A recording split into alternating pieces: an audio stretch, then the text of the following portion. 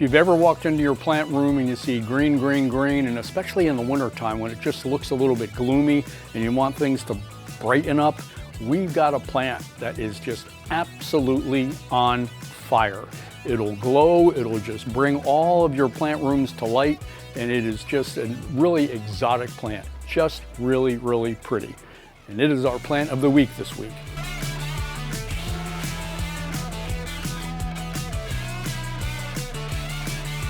Hi, I'm Kim, one of the plant dudes here at Tye-Dyed Iguana, and we're going to talk about today's plant of the week, which we don't get very often.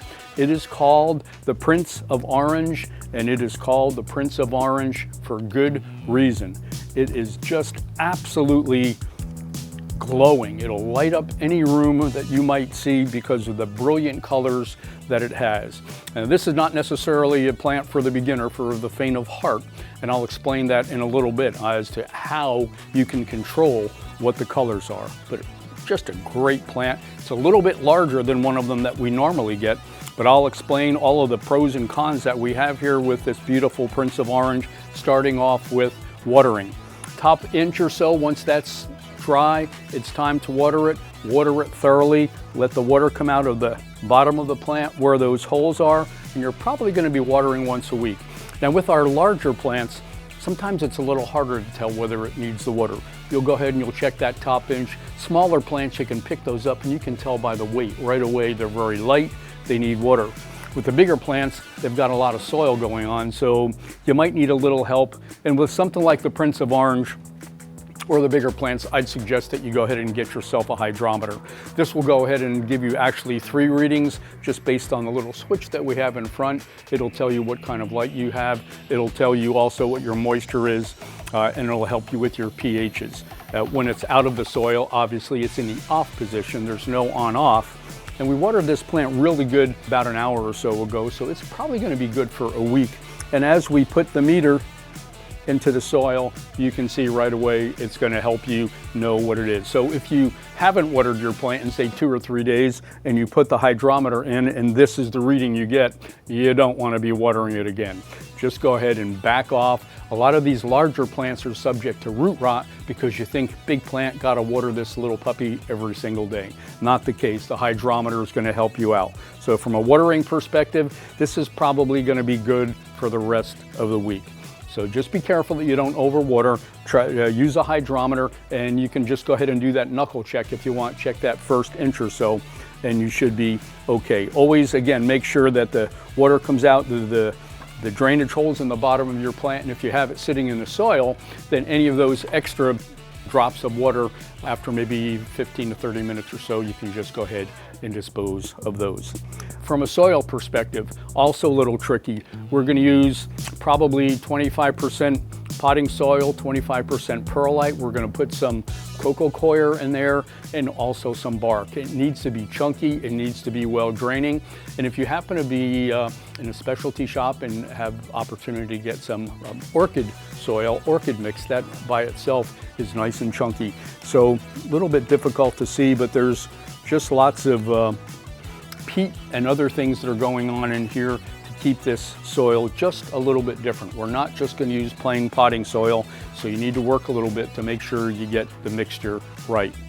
The most crucial part of your Prince of Orange is going to be the lighting, and that's what gives you the color. You need 8 to 10 hours each day of bright indirect light. Here in the shop, we're going to have these by our front windows where it's going to get that really bright morning light up until probably 11 o'clock or so, and then it's going to get reasonably bright light for the rest of the day. In the winter months, you're going to want to need a grow light, an LED grow light, because you're just not going to have that much natural light. If you don't have light, you're going to be getting lots of green leaves. Now the beauty here of the Prince of Orange is that we'll start out with new growth, and you can see some of the new growth coming out here. Your new growth is going to be bright orange. It's just really, really pretty. And as those leaves get a little larger, as I've showed you here, they're just awesome. And as they start to mature, we will turn from orange to a copper color. And then once they're mature, they're going to be nice and big and bright and shiny, and they're going to get to a dark green. If you have nothing but green leaves, A, the plant is probably pretty healthy, but B, it's not getting enough light. It's the light that's crucial to getting the orange, Prince of Orange, and also the copper color as it matures into the green leaves. The new growth will come out of the center.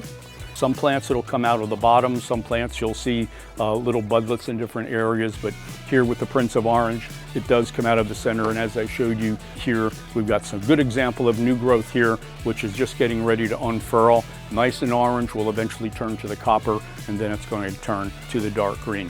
From a humidity perspective, like your average humidity, probably 50 to 60%. Doesn't necessarily need to be misted, but it does like to be in an area where it's either close up with some other plants, or you have a humidifier, or you have your pebble tray with some water in it.